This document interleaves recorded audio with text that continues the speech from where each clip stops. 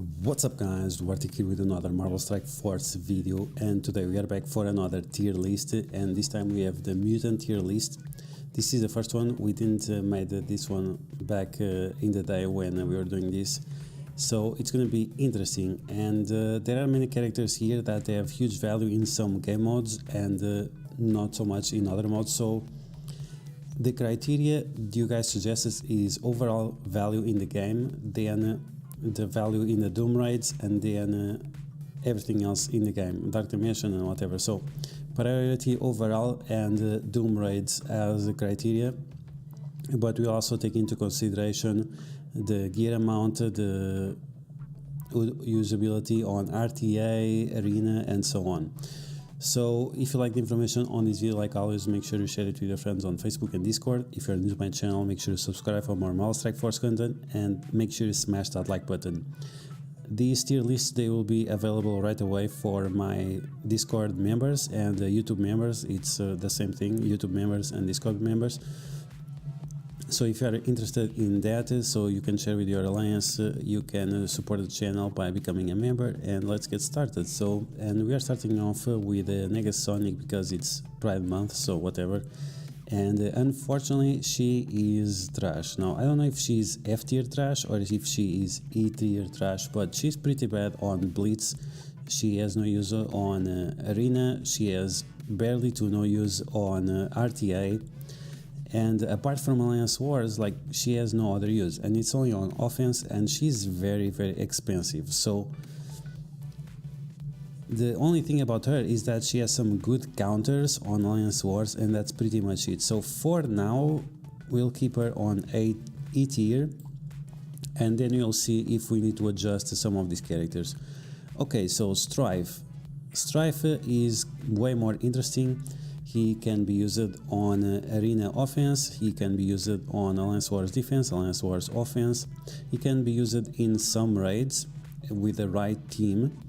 So Alpha raids, Gamma raids, no, not Gamma raids, Beta raids, and Doom raids. So it's not like he's 100% garbage, but he's not good either. And I don't know, he's a little bit expensive in terms of gear. The stats with the high red stars is very good, but with low red stars is not so good.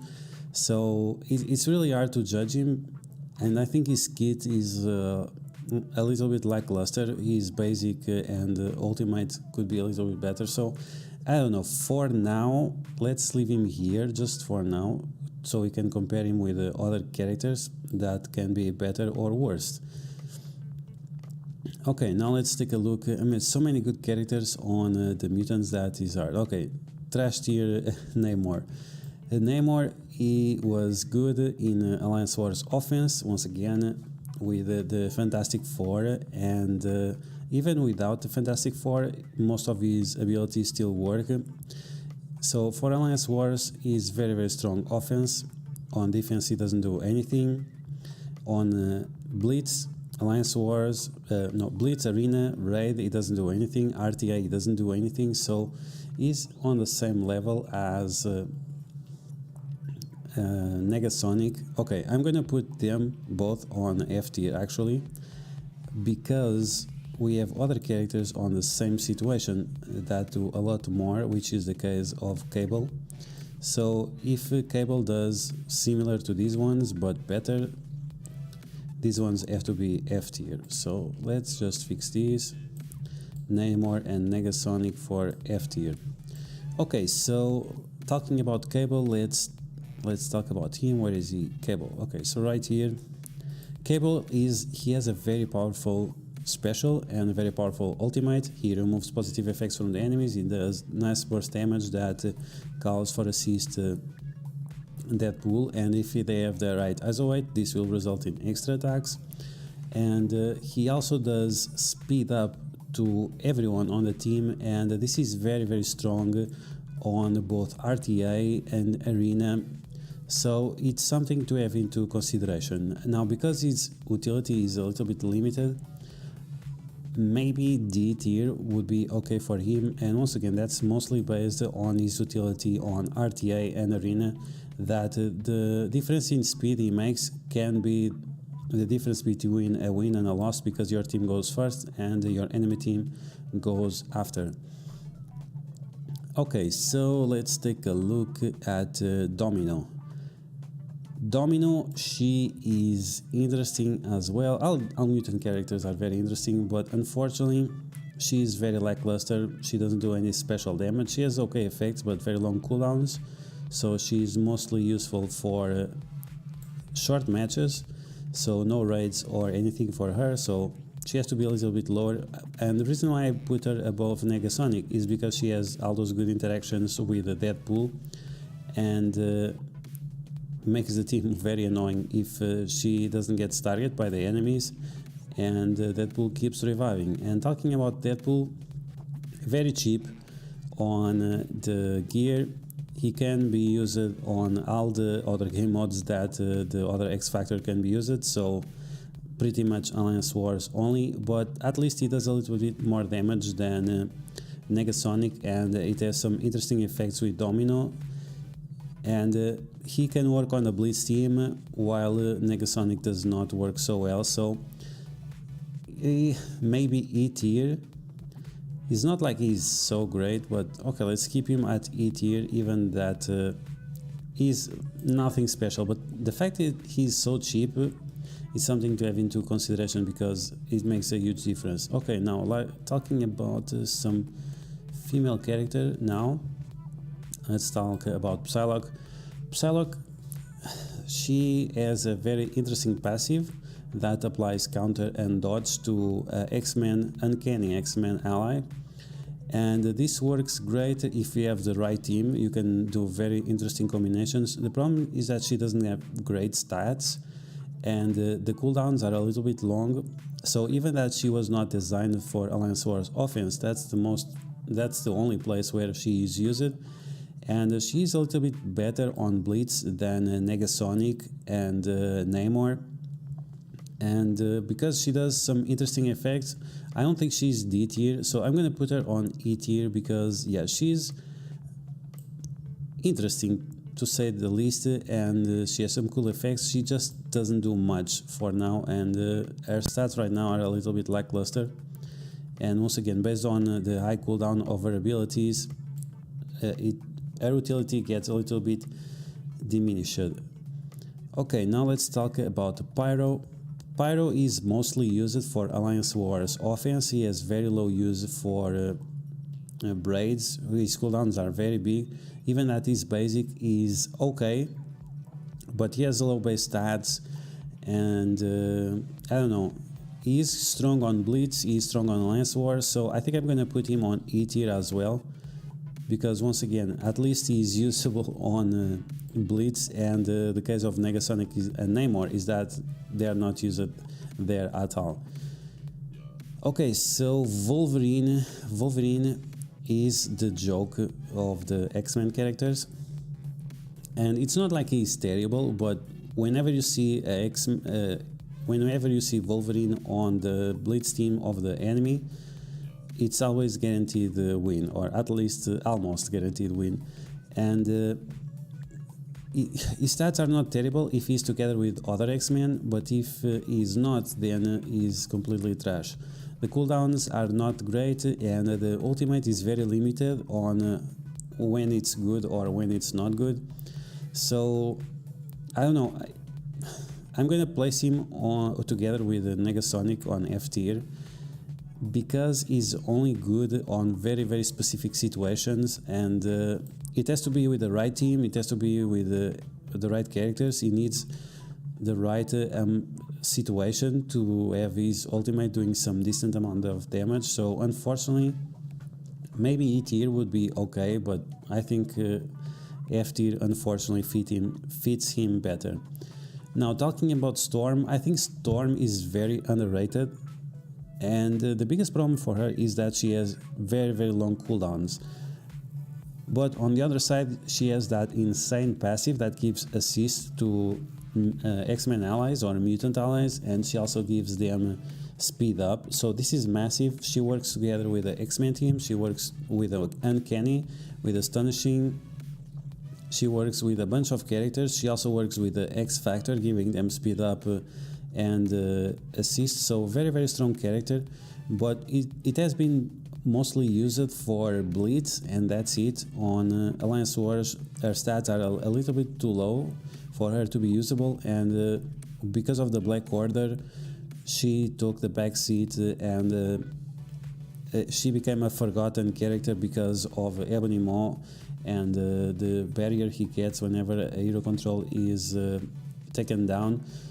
And with the introduction of the Astonishing X-Men, they just have better stats than she has. She still works on that team, but right now doesn't have there is no real good combination of these characters to make one unique amazing team. So for now she has the potential, but unfortunately I think we'll have to take her down to the E tier. Probably D was okay. I really can't. Oof. She doesn't do anything on RTA, and RTA is very important. She's not good on Arena.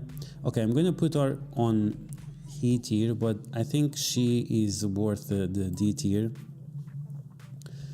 because of how amazing her passive is. It's just that in terms of stats right now and in terms of utility, it just doesn't make sense to use Storm instead of Bishop or Iceman or something like this. So because of that, we'll keep her on E tier. Okay, now talking about Toad.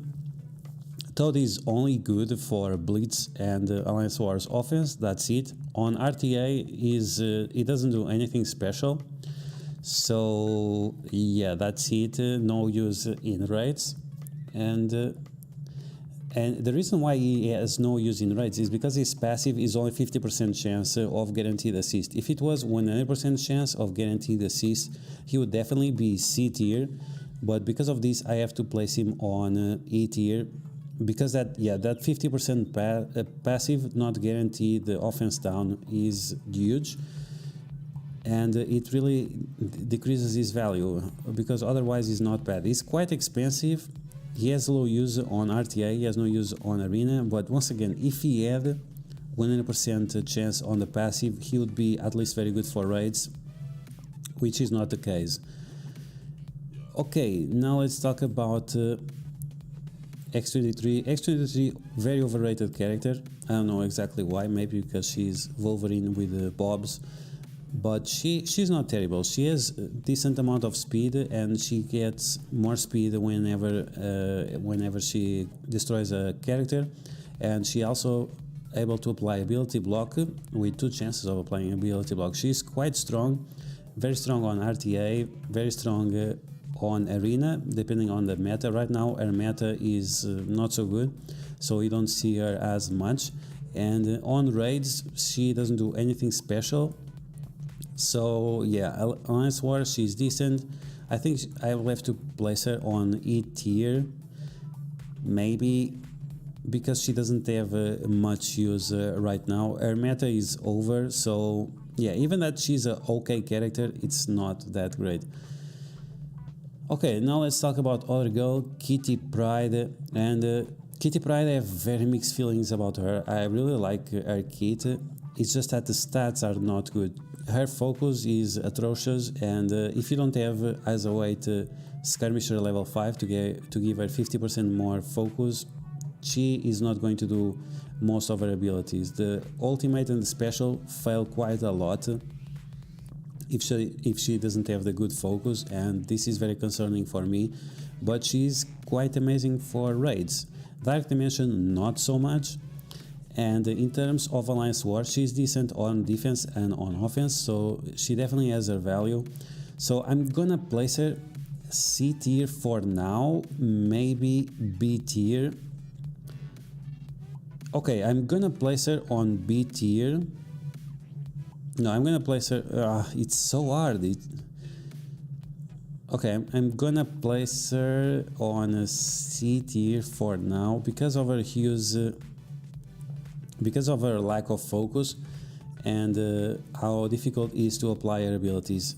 Because she's very good, it's just she doesn't have the kit, and her stats are a little bit low as well, so that's a problem. And because of that, I can't place her higher, because once again her kit is amazing, she just lacks the stats, and the utility of her for raids is quite limited because Jubilee does everything she does but better. So yeah, she has better use outside. Okay, that's a good reason to justify. She has better use outside of raids than she has in raids, so we'll keep her on C tier, but in specific situations she's definitely higher on the list. Okay, now multiple man, very strong on Alliance Wars offense, interesting on Alliance Wars defense, no use on arena, some use on RTA but nothing special. His kit doesn't do anything special as well, so I mean, he has good stats, okay. Maybe okay, I'm gonna place him on E tier. He's definitely better than the ones on F tier, but I don't think he changes the team so much like Strife or Cable do in different situations, so I'm gonna keep him on F tier, but we will change this in the upcoming months if we see an increase in value on him. Okay, let's talk about my boy the Blob. The Blob and I go every day to KFC to get that fried chicken, and it's the best. So the Blob is quite an amazing character because of his passive applying deflects to the allies adjacent to him, and this is very strong if you place him next to, for example, Bishop or Strife or any other tank. Those tanks get a lot stronger, and it takes them to the next level in terms of defense, because especially when I put Blob next to Bishop, Bishop takes no damage and it's just crazy. The problem is that his other abilities are not that great, just do damage, and the ultimate only does damage, and the special is very limited. He has to be with specific characters in order to work.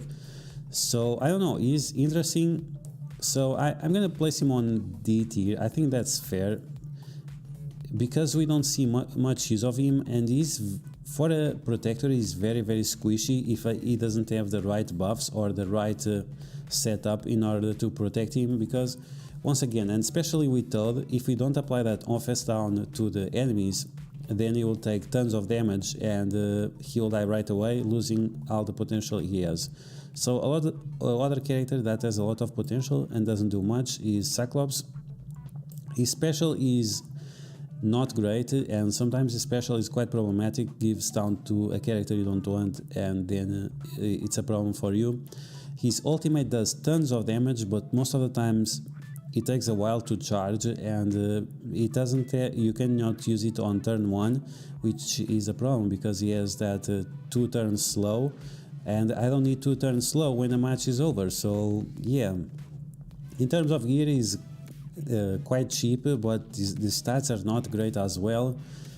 So I think he's also a very selfish character, does much of the things for himself and for Phoenix if she's around, but if Phoenix is not around, he's not doing much for the team. So I'm gonna place him on the E tier, and this is one of my favorite characters from Marvel, so placing him on E tier is quite harsh, but I think it's what he deserves.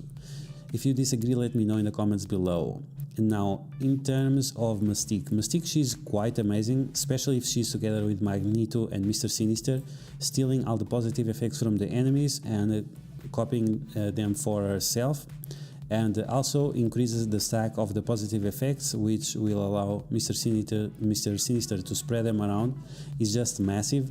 A lot of use on raids, on the specific, if you have the right setup, for example, Bishop, no, not Bishop. If you have, for example, Beast, Jubilee, Mystique, Magneto, and Mr. Sinister, this is a very strong team for the Mutant lane, for the Beta raids and for the Alpha raids.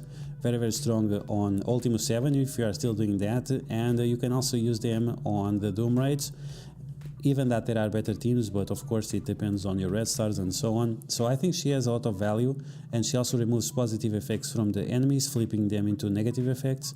So she's quite strong. She has a very strong ultimate, very strong basic special and everything. Just her passive is a little bit trash. And she's part of one of the strongest Alliance Wars defense, and she's also very usable on Arena. So I'm gonna place her on B tier. I think that's fair for her, and that's it. So now let's talk about our girl Polaris. Polaris is very strong, tons of damage, very interesting utility with her ultimate. The problem is that she's like Kitty Pryde. She doesn't have the focus, and many times the ultimate that pulls everyone together fails, and this is a huge problem because after the team doesn't work as well because of this, she really has tons of damage, and the fact that she applies disrupt to so many people is just huge. Now the utility of this in raids is not that great. There are not many situations where she's going to be interesting, and the same goes for Dark Dimension. Not many places where this is going to be interesting, but when it comes to Alliance Wars, especially on offense, RTA and Arena, Polaris is very strong, and I think we'll be seeing a lot more of her in the future when people have a lot higher and a lot stronger Polaris. So based on all these, I'm gonna place her on C tier, and this is mostly because she has so much good use on Alliance Wars offense, on Arena, and also on RTA. But in terms of raids and so on, and even utility overall, she doesn't have that much. But because of her team is so strong as well, I think on C tier it will be fine in terms of a mutant character investment. Okay, now we start to have the big guns, but let's get out this trash out of the way. Sabretooth, he actually does tons of damage with his Blitz effect. I don't remember if it's the special or the ultimate. I think it's the ultimate. So tons of damage with his Blitz. He has some interesting effects with Mr. Sinister and other characters that have non-attacking abilities. And he's doing assists all the time, even in Dark Dimension. He costs very low for Dark Dimension, so he's not terrible. Now, outside of Dark Dimension, on very specific situations, in raids he is quite trash. In Arena he has no use. On Alliance Wars he can be used on offense or defense, so he's not terrible. So I think placing him on E tier is okay. Oh, no, Shatterstar, since he's right here next to Sabretooth, let's talk about him. Shatterstar, quite an amazing character. The basic doesn't do anything, but the special and the ultimate are just yikes, plus the passive. The passive, I don't know if he is the one that gives barrier or gives that turn meter, but one of them, of the X Factor, are just amazing. What he applies defense up to his team and applies defense down for 2 turns to the enemy. Right now this is massive. He's amazing for RTA, Arena, Blitz, and you can also use him on Alliance Wars offense, Alliance Wars defense, and on raids you can also be used. On the Doom raid you can, for example, clone Shatterstar or Longshot, depends on which one you prefer, based on the bonus passive effect that you prefer, and with him you can one-shot all the nodes on the Doom raid, so he's quite valuable there. He's also very valuable for the Dark Dimension 4. You can make some good combinations with him and the Longshot and make those nodes a lot easier. So based on all these, I'm not sure if I'm gonna place him on A tier or B tier. He's quite strong, and now he's also part of a legendary requirement, so maybe I'm gonna place him on A tier. He really does a lot for his team, and together with Longshot they are quite amazing. By themselves the two of them are a team, and okay, I think for that reason I'm gonna place him on A tier. And the same goes for Longshot. He does so much damage. He doesn't have as much utility with his abilities as Shatterstar has, but you have all the other effects that he does, turn meter and so on, so he's quite strong, and they are both good for Alliance Wars, Arena, RTA, Dark Dimension, I mean all game modes, raids, everywhere. They are very good, the two of them, and if you have the right support, for example, if you use Beast, Jubilee, and Bishop, they are quite formidable. Okay, now let's talk about our boy Colossus, and Colossus is a very interesting character. He can be used on raids together with several hybrid teams. You can use some of the uncanny X-Men characters, but you can also use some of the astonishing X-Men characters and make a very strong team. Right now, my favorite team is Bishop, Colossus, Iceman, Beast, and Jubilee. That's a very, very strong team for the mutant nodes on the, for example, on the global nodes. You can use Kitty Pryde and Colossus and Iceman instead of Bishop, because you cannot use him, but in case you can use Bishop, you should use him and Colossus together. It's a very strong team, because Bishop not always has the taunt, and Beast can apply tons of positive effects to Colossus, and then he can extend those positive effects on himself. Plus, he has very high resistance, he has very high armor, and he does all those retaliation attacks, making him also a good damage dealer. And overall, he's quite good. Now, before his value was a lot higher, because you could use him together with Phoenix on Dark Dimension 3, but this is not the case anymore. In Dark Dimension 4 you cannot use them together, so his value has diminished quite a lot, and is quite expensive also to gear up 4 sets of mini uniques. So based on all these, I'm gonna place him together with Kitty Pryde, because both of them are good, but there are specific situations that limits their utility.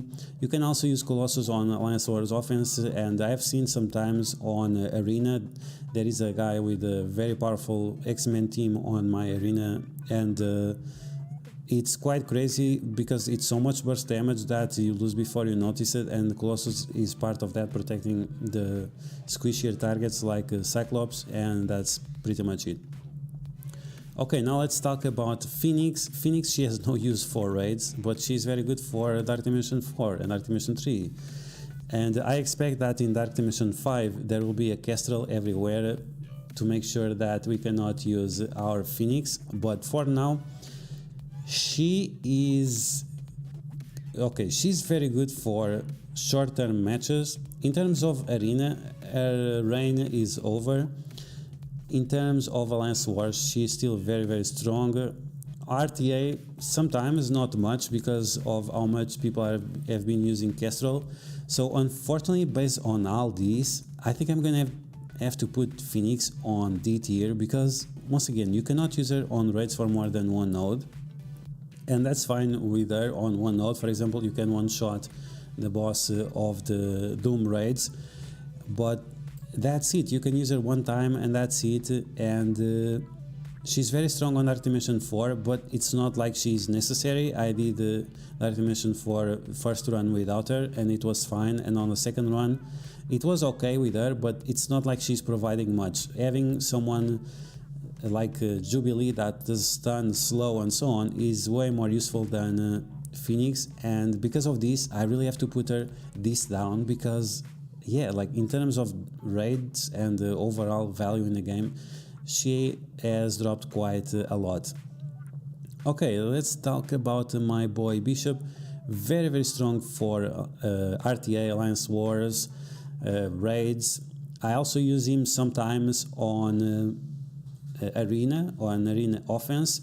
Very, very strong against certain teams that are considered top meta right now. And because he's part of the main team that I use for raids, I have to put him on S tier. He's so amazing, tons of damage, and depending if you have him as a skirmisher or as a striker, he can do different effects for the team and bring different benefits for the team.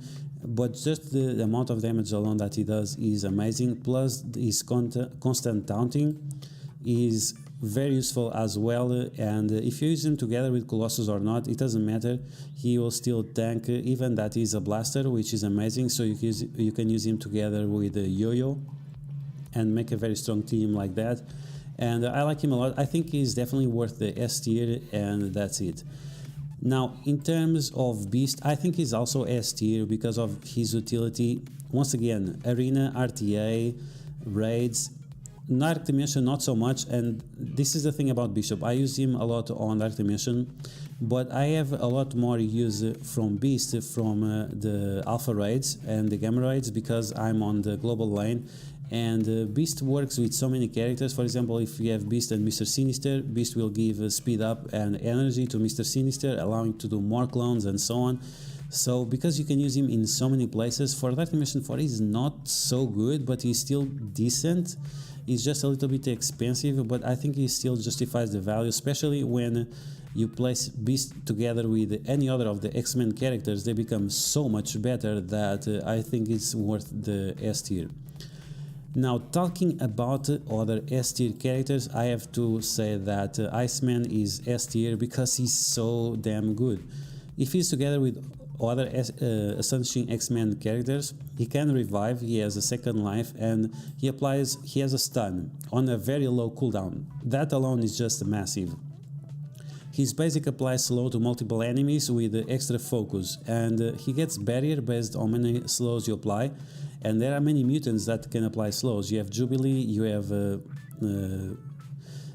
Storm, you have Emma Frost, many characters that can apply slow. Also the Blob can apply slow, so this will always feed his barrier. Plus he has that passive that is always doing extra attacks to the enemies. If they have slow or not, it will do even more damage. And reduce their armor, so many things that this guy does that he has to be S tier. He is a little bit expensive and he's not farmable, but I think he is a very mislooked character that everyone should be gearing up for the Doom raids going forward, especially if they will have difficulty 5 like the Ultimate raids had. And that's it. He has a lot of use also on Alliance Wars. He can be used on Arena, even that people are not using him, but he's very, very strong. I think the problem with many of these characters is that people just don't have them high enough in order to make use out of them. Okay, now let's talk about my boy Magneto, another of my favorite characters, but unfortunately his utility is very questionable. You can use him on Arena against the Black Order in specific situations. In other situations right now he's still okay, but he has been going down on the meta, especially because he's so expensive, and just that fact alone makes people scared of investing in him, even that his abilities are quite strong, and when you have combinations with Mystique and Mr. Sinister, he's still very, very strong. The problem is just the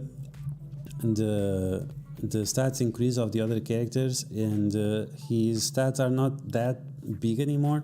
Even with his good passive and so on, it's just not good enough.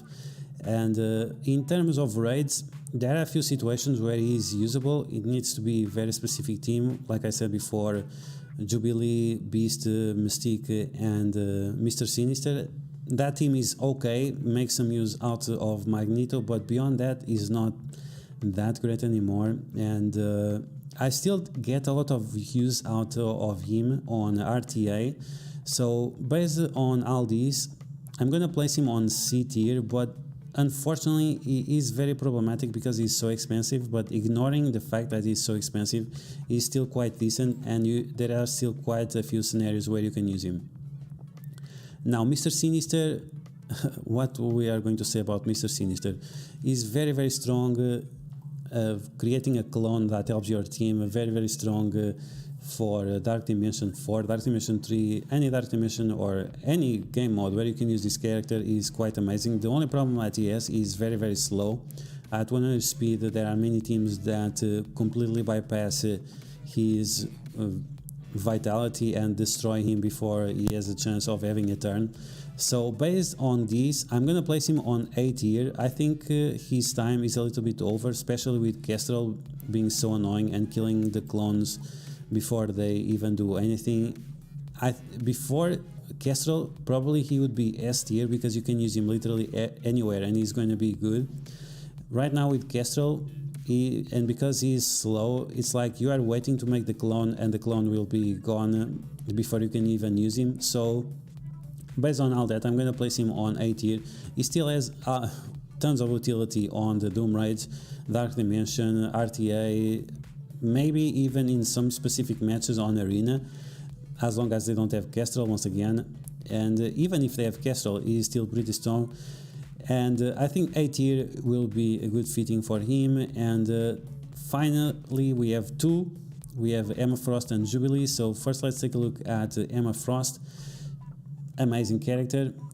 You can use her anywhere, and she is going to be great because of her passive effect, reducing the speed of the enemies. Her ultimate, doing mind control and placing one character in blind, is still very strong. You can one-shot some characters with this ability if they have defense down or something like this. She is very strong against many meta characters, and once again, the fact that she reduces the speed alone, that's just amazing. Plus, you have to remember she has that insane barrier, armor and resistance when she goes in diamond form. So based on all that, I don't think right now she's S tier. I think right now maybe, I don't know, between S tier and A tier, maybe I'm gonna place her on S tier, on A tier, because I think her value for Dark Dimension was somewhat diminished because there are other good options and she's not really required. She's still good on the alpha raids, gamma raids and so on, but because now there are so many other characters where you can use that are somewhat better than her, I'm gonna place her on A tier. And something I feel about Emma Frost is that she doesn't bring enough damage. She has so much control that sometimes I feel like I'm going to time out on the alpha raids because of her. She has the utility, she just doesn't provide enough damage because the enemies are so much stronger than whatever she can do. And finally we have Jubilee, and Jubilee, she's quite amazing. I really like to use her in raids, but not only raids, I also use her on arena offense, Alliance Wars offense and defense. She's quite strong. Then we have Dark Dimension. I used her for Dark Dimension and she was very useful on those last nodes of the legendary lane. And because of all that, I think she's S tier, and the more gear you put on her, the better she becomes, but also the team, because if she dies, the team falls apart. So the more you invest in her, the better it's going to be for the other characters, because they will have all the other benefits from the team. And I think that's good reason enough to justify investing in her. She's strong on RTA, Arena, Alliance Wars, everything where you can use her. She is going to be quite amazing. One of the best kits in the game.